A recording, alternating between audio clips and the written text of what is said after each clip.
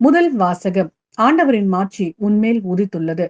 இறைவாக்கினர் ஏசாயா நூலிலிருந்து வாசகம். அதிகாரம் 60, திருவசனங்கள் 1 முதல் 6 வரை. எருசலேமே எழு, ஒளி வீசு, உன் ஒளி தோன்றியுள்ளது.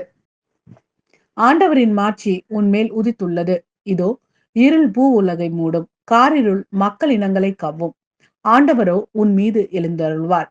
அவரது மாட்சி உன் மீது தோன்றும். பிற இனத்தார் உன் ஒளி நோக்கி வருவர். மன்னர் உன் உதய கதிர் நோக்கி நடை போடுவர். உன் கண்களை உயர்த்தி உன்னை சுற்றிலும் பார். அவர்கள் அனைவரும் ஒருங்கே திரண்டு உன்னிடம் வருகின்றனர். தொலையில் இருந்து உன் புதல்வர் வருவர். உன் புதல்வியர் தோளில் தூக்கி வரப்படுவர். அப்பொழுது நீ அதை கண்டு அகமகிழ்வாய். உன் இதயம் வியந்து விம்பும். கடலின் திரள் செல்வம் உன்னிடம் கொண்டு வரப்படும். பிற இனத்தாரின் சொத்துக்கள் உன்னை வந்தடையும். ஒட்டகங்களின் பெருந்திரள் உன்னை நிரப்பும். மிதியான், எப்பாகு ஆகியவற்றின் இளம் ஒட்டகங்களும் வந்து சேரும்.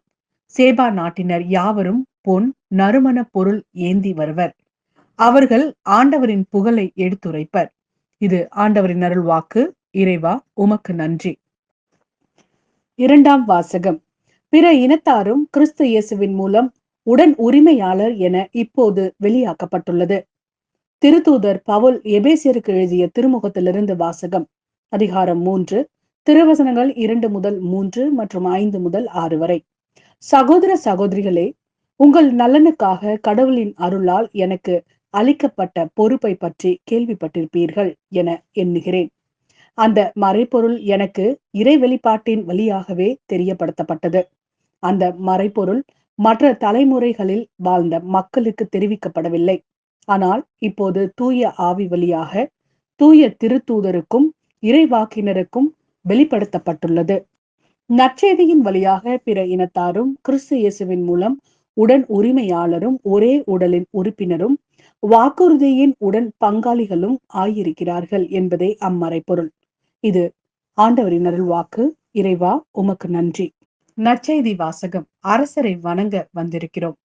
மத்தேயு எழுதிய நற்செய்தியிலிருந்து வாசகம். அதிகாரம் 2, திருவசனங்கள் 1 முதல் 12 வரை. ஏரோது அரசன் காலத்தில் யூதேயாவில் உள்ள பெத்லகேமில் இயேசு பிறந்தார். அப்போது கிழக்கில் இருந்து ஞானிகள் எருசலேமுக்கு வந்து, யூதர்களின் அரசராக பிறந்திருக்கிறவர் எங்கே? அவரது விண்மீன் எழக் கண்டோம். அவரை வணங்க வந்திருக்கிறோம் என்றார்கள். இதை கேட்டதும் ஏரோது அரசன் கலங்கினான். அவனோடு எருசலேம் முழுவதும் கலங்கிற்று. அவன் எல்லா தலைமை குருக்களையும் மக்களிடையே இருந்த மறைநூல் அறிஞர்களையும் ஒன்று கூட்டி, மெசியா எங்கே பிறப்பார் என்று அவர்களிடம் விசாரித்தான். அவர்கள் அவனிடம், யூதேயாவில் உள்ள பெத்லஹேமில் அவர் பிறக்க வேண்டும். ஏனெனில் யூதா நாட்டு பெத்லஹேமே யூதாவின் ஆட்சி மையங்களில் நீ சிறியதே இல்லை. ஏனெனில் என் மக்களாகிய இஸ்ரேலை ஆயரென ஆள்பவர் ஒருவர் உன்னிலிருந்தே தோன்றுவார் என்று இறைவாக்கினர் எழுதியுள்ளார் என்றார்கள். பின்பு ஏரோது யாருக்கும் தெரியாமல் ஞானிகளை அழைத்து கொண்டு போய் விண்மீன் தோன்றிய காலத்தை பற்றி விசாரித்து உறுதி செய்து கொண்டான். மேலும் அவர்களிடம், நீங்கள் சென்று குழந்தையை குறித்து திட்டவட்டமாய் கேட்டு எனக்கு அறிவியுங்கள். அப்பொழுது நானும் சென்று அக்குழந்தையை வணங்குவேன் என்று கூறி அவர்களை பெத்லஹேமுக்கு அனுப்பி வைத்தான். அரசன் சொன்னதை கேட்டு அவர்கள் புறப்பட்டு போனார்கள். இதோ, முன்பு எழுந்த விண்மீன் தோன்றி குழந்தை இருந்த இடத்திற்கு மேல் வந்து நிற்கும் வரை அவர்களுக்கு முன்னே சென்று கொண்டிருந்தது.